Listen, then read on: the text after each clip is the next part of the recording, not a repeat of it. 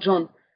Bengtson, Northern Basque, the Hittite of Sino-Caucasian.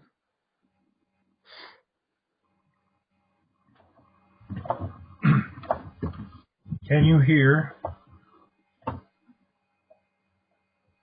Can you hear me? Yes. Okay. Let's see. So good evening.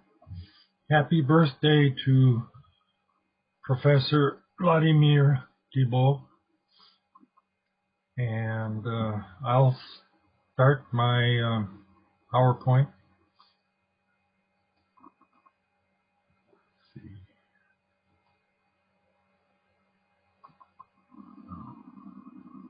Share screen.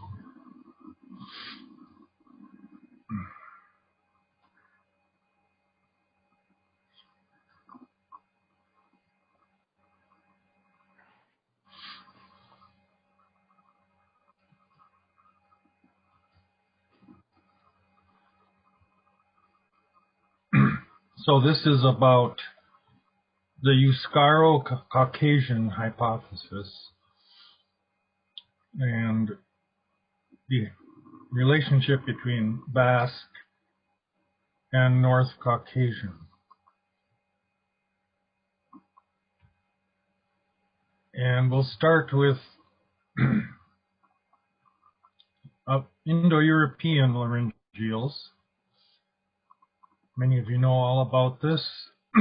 Saussure proposed coefficients to account for certain phenomena in Indo-European. And then Hermann Müller refined this hypothesis by proposing cognates with Semitic phonemes, laryngeal phonemes. And due to this development,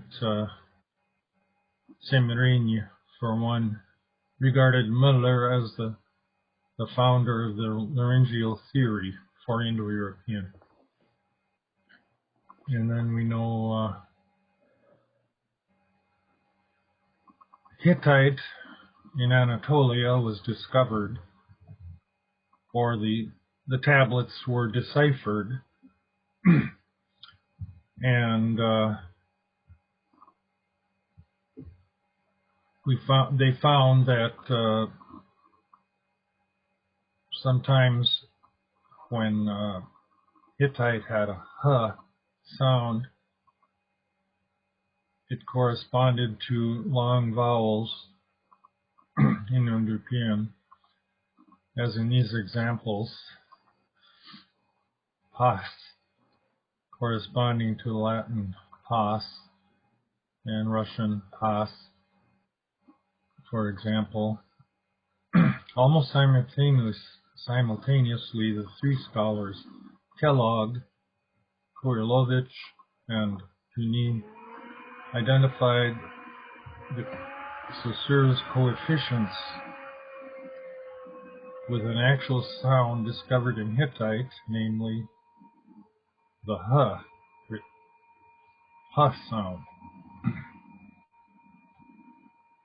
So at this time now, it's widely accepted that these Proto-Indo-European laryngeals were attested in many Anatolian words, Hittite, Luwian, etc.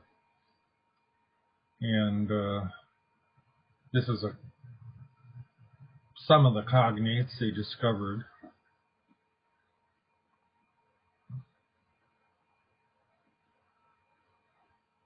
Then we go to the Euskarro-Caucasian hypothesis. So Sergei Starostin, in the 1980s, proposed a family composed of Sino-Tibetan, Yeniseian, and North Caucasian. Over time, he eventually accepted especially Burushaski and the relationship with Basque. And this is the more modern taxonomy that George Starostin and I agree on, is that there's a Western, first an Eastern Dene Sino-Caucasian consisting of Sino-Tibetan and Na-Dene, and a Western Dene Sino-Caucasian with two components, Burusho-Yeniseian, or Yeniseian plus Burushaski, and North Caucasian plus Basque, which I call Euskaro-Caucasian. Actually, the term was formulated by René Lafont, the French linguist, who also accepted relationship between some Caucasian languages and Basque. But so we agree that this unit, B2, North Caucasian plus Basque, these languages are more closely related to each other than either is to the other Sino-Caucasian languages. Thus they form a genetic unit or taxon.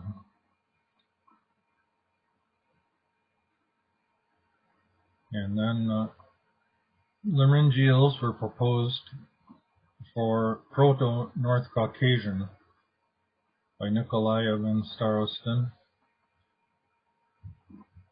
And 6 laryngeals: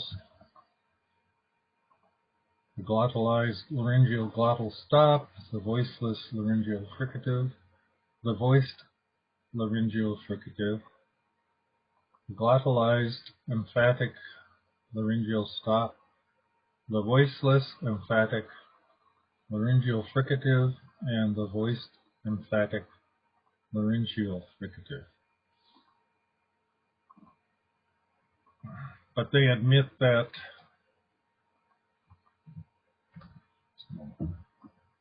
even within North Caucasian, laryngeals are the most unstable class of consonants. Exact reflexes are often hard to establish, especially in Proto-Nach and Proto-Andean, where in some cases we use the symbol H or Ha, denoting an arbitrary laryngeal. So in other words, for some lexical comparisons, they could not narrow down which of the 6 laryngeals is in the word, so they use the cover symbol Ha. Then we go to Basque,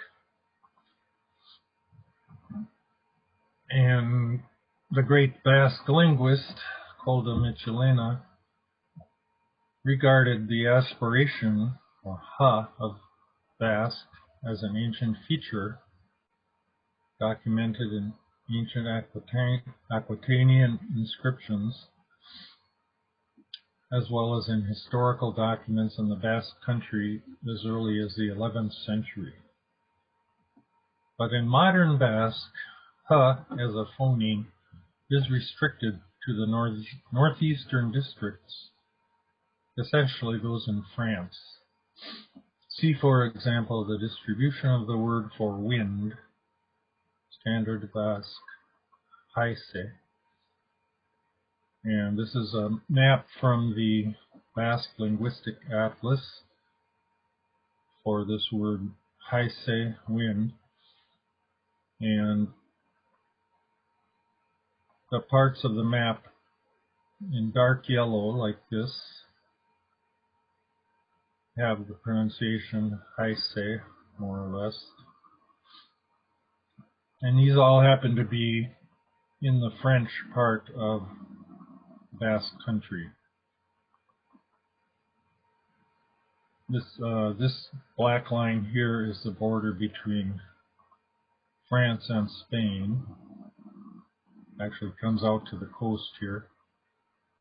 And this line is between High Navarre, this large area here, and Gipuzkoa, which are the two central dialects of Basque. And then in the far west we have Biscayan or Biscayan dialect, where the word for wind sounds like Aishe or Ashe, more or less. So in modern Basque, the H sound is only used or pronounced in the French part of Basque country. In the corner here we have the cognates I have proposed for this word in North Caucasian. So we find a number of correspondences, these are some of them, where North Caucasian and Basque have initial laryngeals.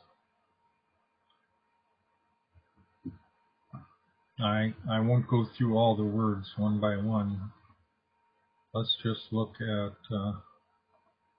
again, the word for wind in Basque. And the H is only found in northern Basque. And these are some of the North Caucasian cognates, hypothetically. Words for breath, sky, cloud, and fog, etc. And this is the North Caucasian reconstruction.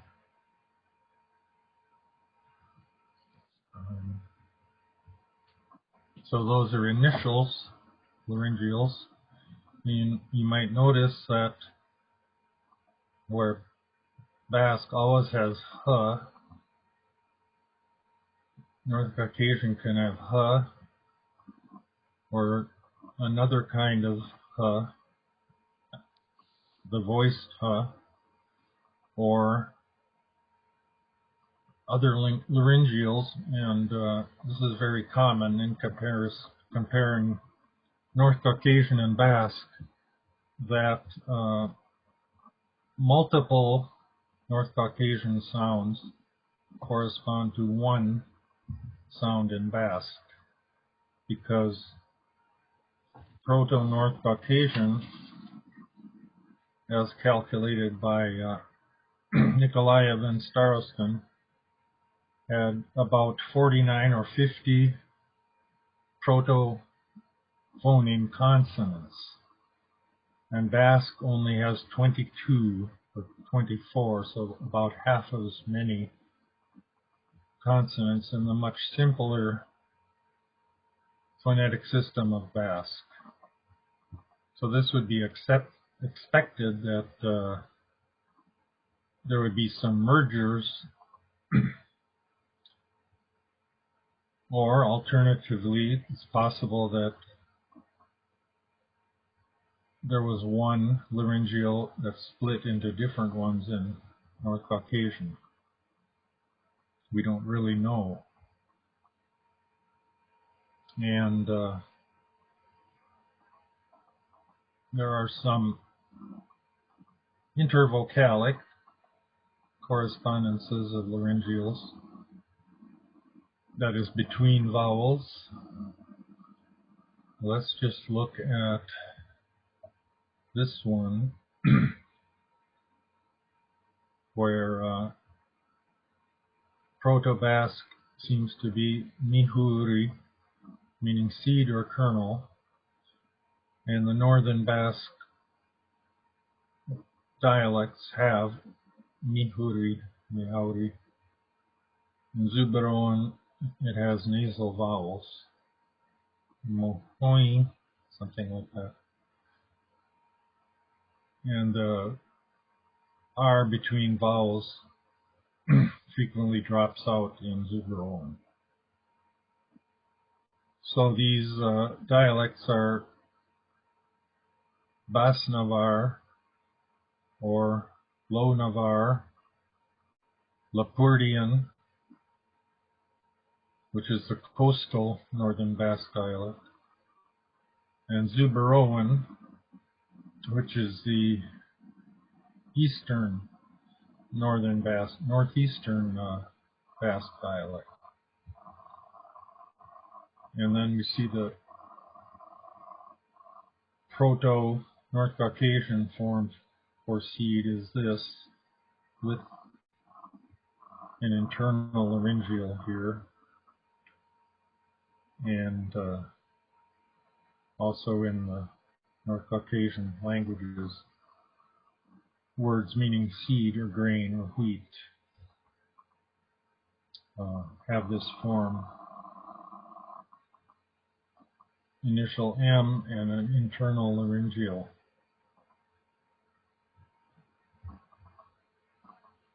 And then there's a very interesting phenomenon of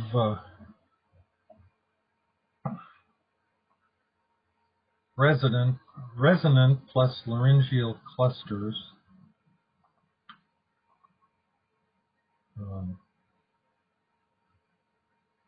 And these were proposed for Proto-North Caucasian, as in the word for harrow, word for edge or forehead, word for udder or breast, word for cattle or cows, narrow or thin, and butter or cheese. These are only some of the examples, of course. And in every case, we find that Northern Basque, at least some of the Northern Basque dialects, also have R plus H or L plus H in these same words, or the words we think are cognate.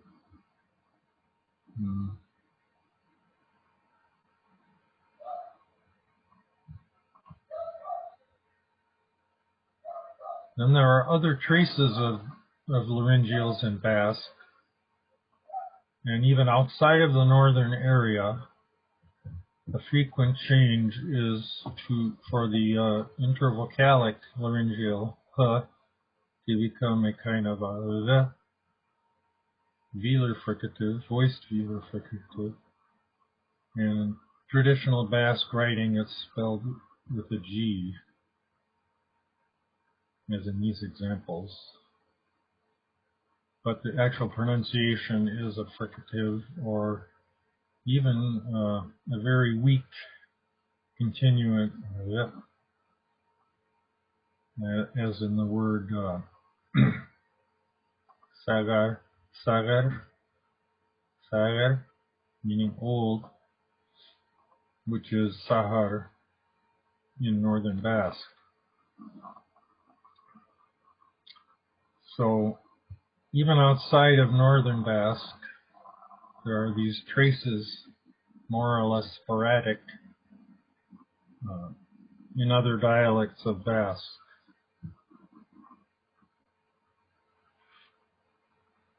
So, the conclusions.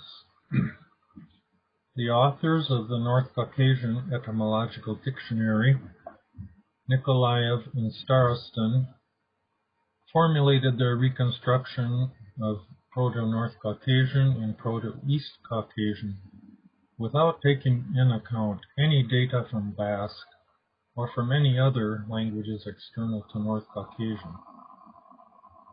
In their reconstructed system, they propose 6 laryngeals, as described earlier on page 6, In the much simpler system of Proto-Basque, the 6 laryngeals correspond to h or 0, no laryngeal. I have suggested there may be another Basque laryngeal, but this needs to be verified. It's probably doubtful. As shown above, Proto-North Caucasian or Proto-East Caucasian laryngeals correspond to Northern Basque h in initial and laut positions, in medial positions, and in resonant plus laryngeal clusters. In the example I'm citing again here is Proto-East Caucasian word for narrow or thin, and these are just 2 of the reflexes in avar and ahul. And in Northern Basque, they have the same cluster proposed by Nikolaev and Starostin as in garhi, in slender, slim. As described in detail in the North Caucasian Etymological Dictionary, the Proto-North Caucasian laryngeals have left reflexes or traces, including pharyngealization, as in this example, and accentual reflexes, as in avar, from which, in the current case, they reconstructed Proto-East Caucasian huerja. The final vowel is indefinite because they couldn't formulate a final vowel from the evidence. This configuration, rh, no longer exists as such in modern North Caucasian languages, but is preserved in faraway Northern Basque. This type of external corroboration of Proto-North Caucasian and Proto-East Caucasian reconstructions in Northern Basque is analogous to the unexpected corroboration of Saussure's coefficients decades later in the Hittite inscriptions. So, in other words, the North Caucasian reconstruction was done without any consideration of Basque, and I'm sure one of the authors, I think he's with us today, Nikolaev, could confirm that my cat they did not they were not aware of these Northern Basque words when they formulated their reconstruction. So that's all I have for now. Thank you for your attention. If you have questions, please, if you can, ask them in English or Swedish or something, because I have very little Russian. Thank you very much. Thank you for your presentation. Are there any questions? Сергей Львович. Большое за доклад. Thank you very much.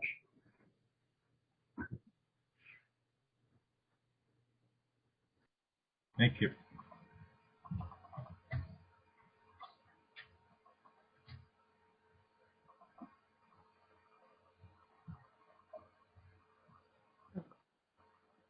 Вопросов ни у кого нету, правильно я понимаю?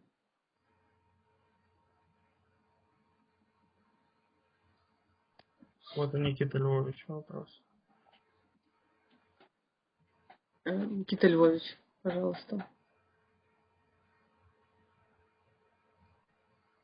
Hi, John.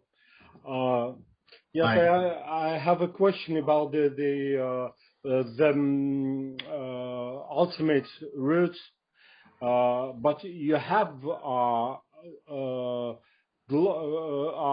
laryngeal in the North Caucasian reconstruction, actually. So I didn't quite understood. I didn't quite understand this.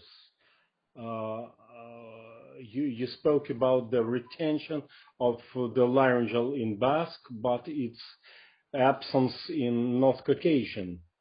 No, I didn't. No, well,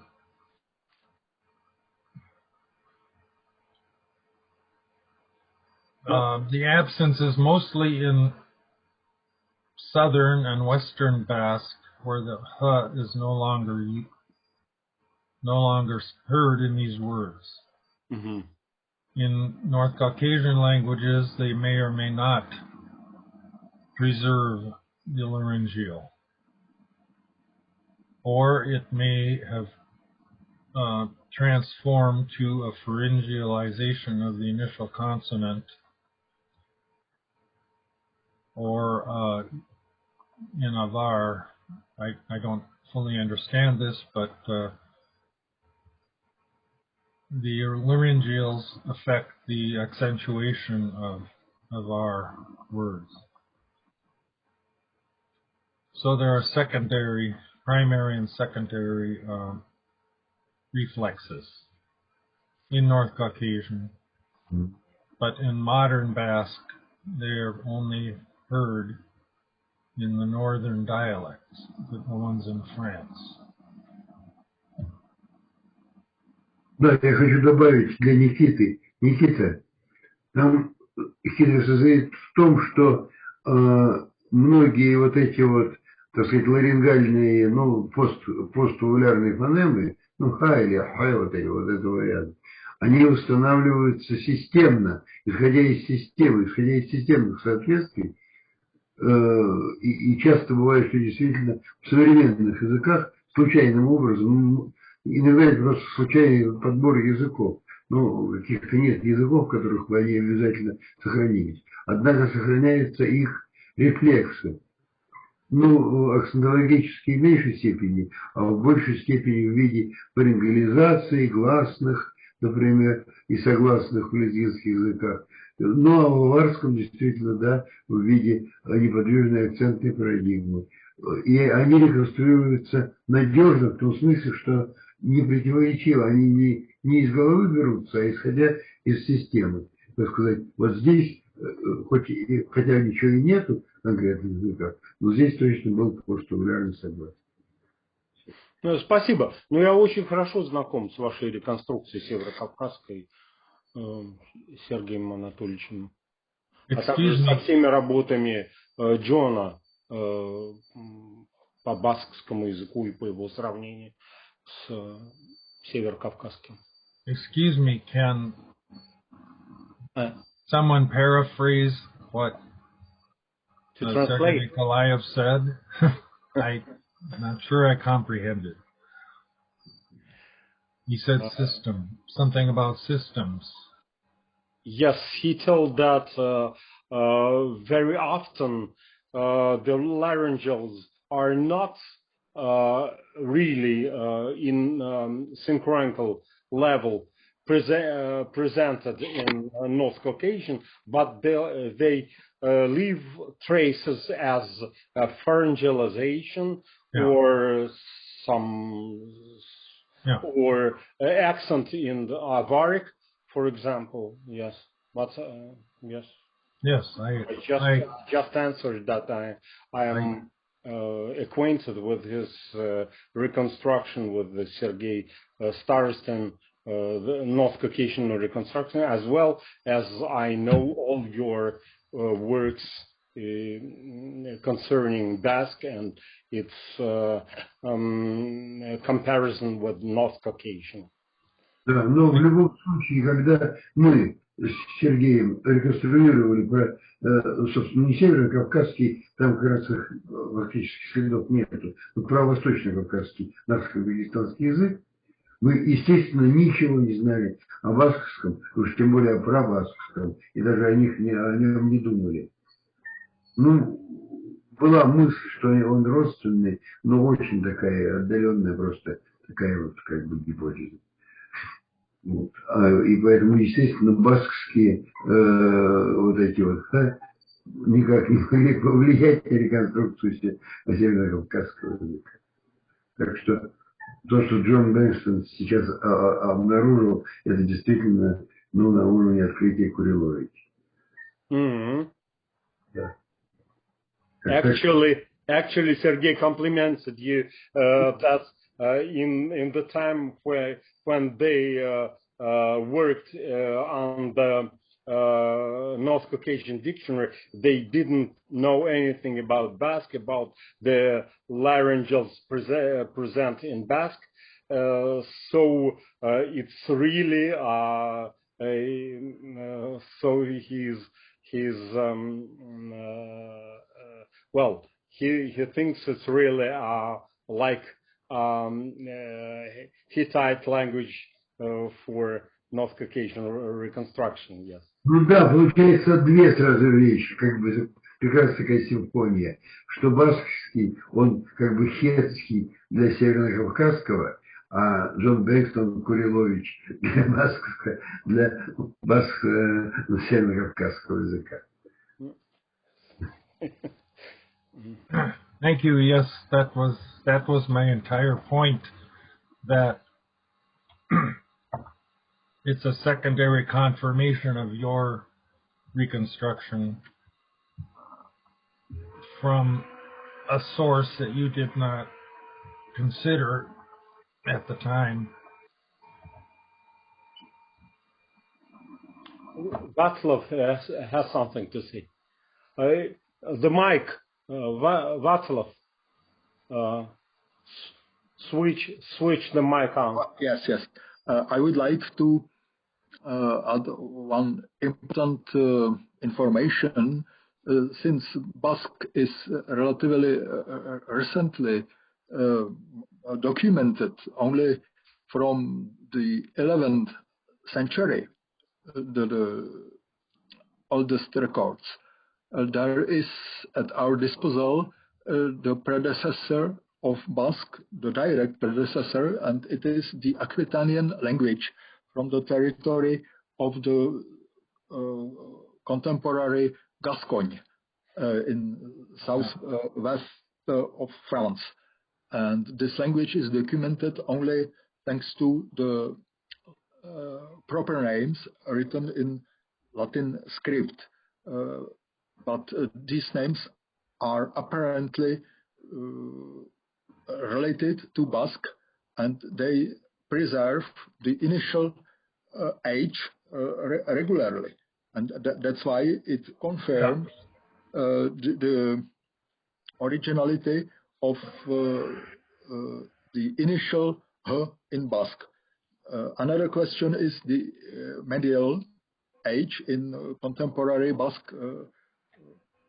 The situation is different in various dialects, but according to the reconstruction of, for instance, Michelena, we saw his portrait.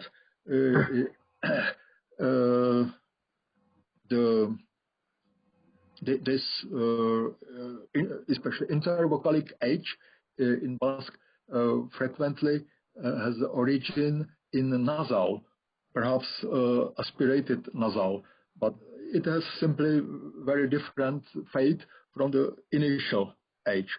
But what is important, these old inscriptions from the turn of our and preceding era, simply inscriptions 2000 years old, the initial age is preserved, and it is very important information for us. that it is not prothesis, secondary aspiration, but it is inherited sound. It is only detail, but very important. Thank you. And there are, when you mention nasals, there are also cases of nasal plus in Basque that correspond to nasal and laryngeal in North Caucasian. Yeah. I didn't include them in this PowerPoint. Oh, it is for next conference. Yeah. Very attractive topic. Thank you, Václav. I thank you. Eugen, your question, please. I'm afraid I just wanted to ask the same as Professor Blazek asked. It was just Hi, Eugen. a kind just about the Proto-Basque reconstructions and their sources. Are they miscellaneous reconstructions or different reconstructions? And my second point would be, if they are perhaps in the field of Basque studies, in the Bascology, a communist opinion about the origin of this age. Because an age does not need to reflect something like a laryngeal. It can also have been, I don't know very much about Basque, perhaps p or a k or a g or something like that. If there are communist opinion about that point. It's incomparably better specialist in the history of Basque. I can say from my study of the work of Koldo Michelena that simply he is the highest authority in the Basque lands and Basque countries, and it was his idea that Intervocalic age originates from primary nasal, and in diachronic comparison with Northern Caucasian cognates, it is seen that originally it was the cluster of nasal and various types of laryngeals. I am sure John is much more competent in this question. Please, John. Eugene asked for medial age in Basque and its origin in primary nasal and in diachronic perspective nasal plus laryngeal. If it is communist opinion. Among Basque scholars,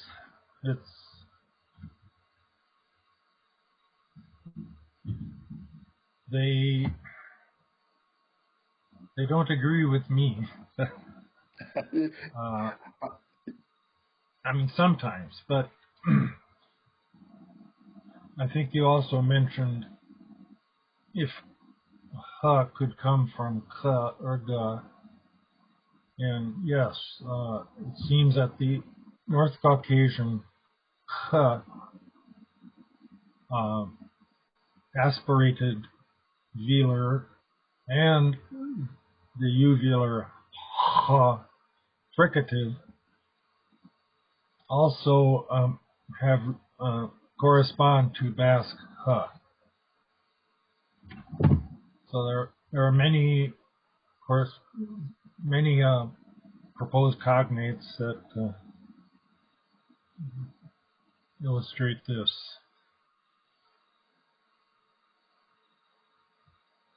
Okay, I understand that, but the question was, I don't know very much about Basque, but as a matter of fact, I heard that there must have been a lot of sound change during the most recent prehistory of Basque.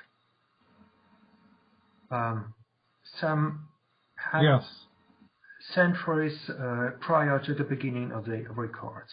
Yes. So, and now you say that Bascologists, specialists in Basque, don't always agree with you. Do they agree with you in the point how to reconstruct the age in the lexemes you treated in your talk? I don't know. I can't seem to get them to discuss with me.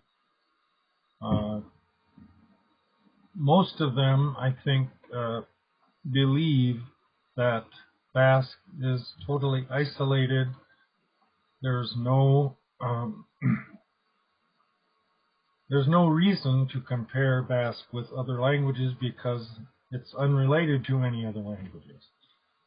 Of course, I disagree with this, and it is a difficult task to compare a language that is only attested, as Václav said, in the past 1,000 years,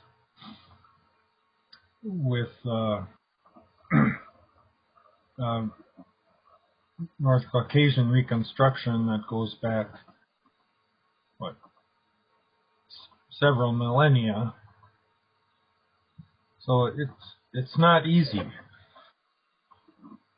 Yes, I see, but there are many questions we still have.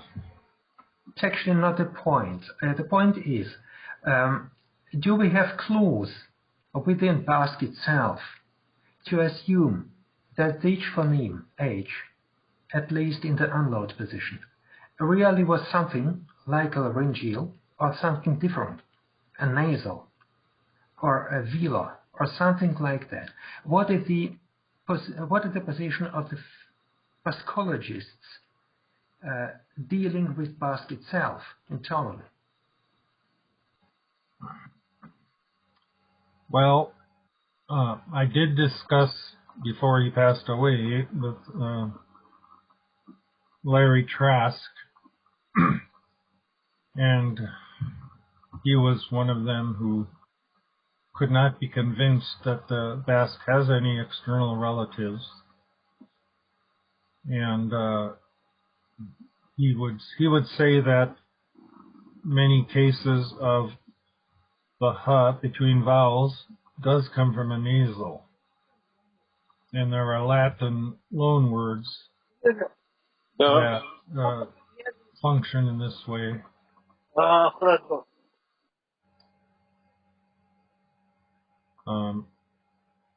What's happening? There are Latin loan words, like the word for duck, which in Northern Basque is something like ahate, or in Zubron ahate with nasal vowels.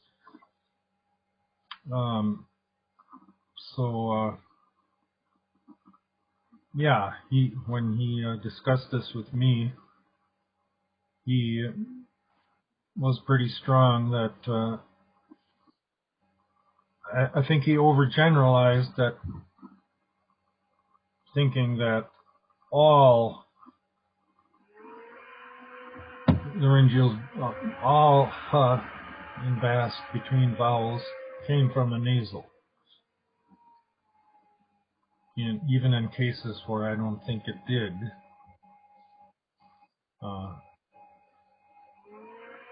There are other Basque scholars who thought it might have come between vowels, might have come from a g.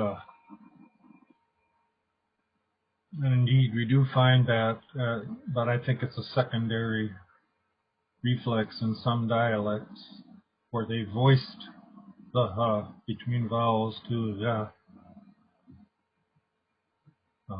but there's still a lot to work out. In my book, I have several hundred pages about the phonology. Are we quitting now? Hello, Anna.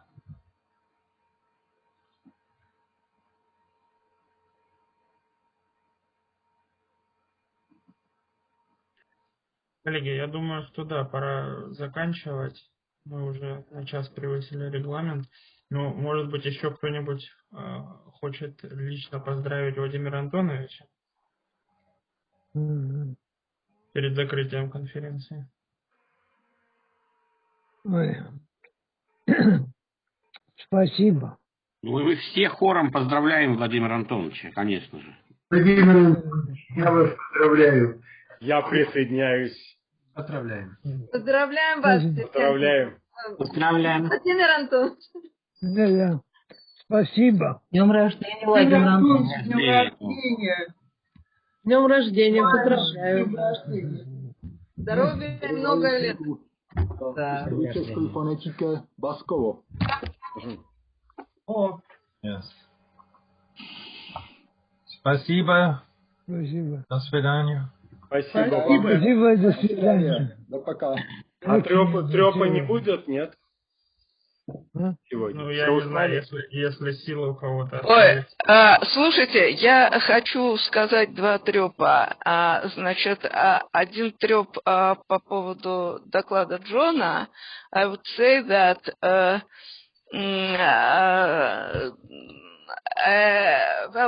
well-known typological case is that nasalization can be a reflex of glottalization or pharyngalization in many languages, and this case was studied for Caucasian languages by Kozasov.